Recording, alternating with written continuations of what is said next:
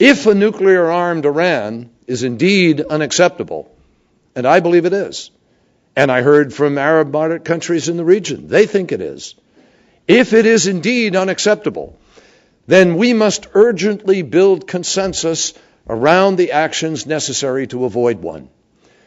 The use of force should never be taken off the table, but I'll tell you, given the costs and the risks, which everybody can measure, it is imperative that we have a strategy of diplomatic engagement backed by escalating multilateral sanctions, which we hope we never have to take, because we can find the measure of reasonableness. And if we are serious about sanctions, greater Russian and Chinese cooperation must be a top priority in our bilateral relations. We can also make progress with Iran by making peace and by making progress with Syria.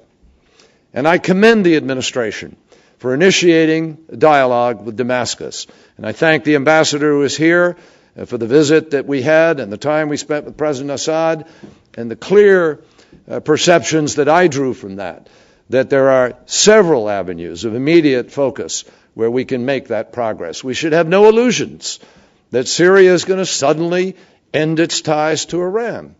But that shouldn't threaten us as long as their relationship ceases to destabilize the region.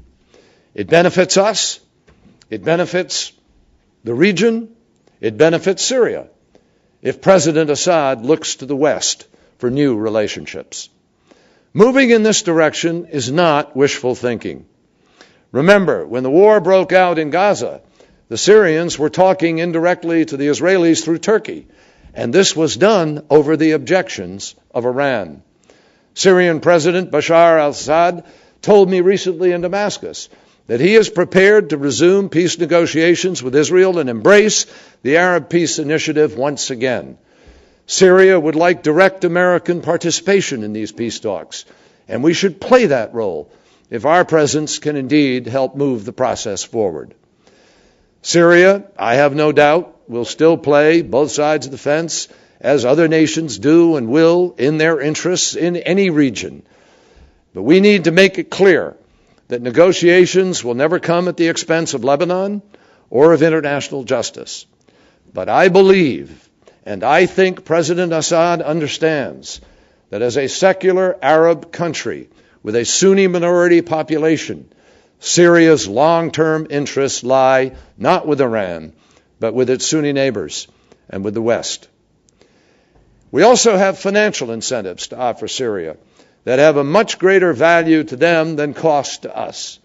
It is telling that even as global markets are in a free fall, Syria is opening a stock market for the first time.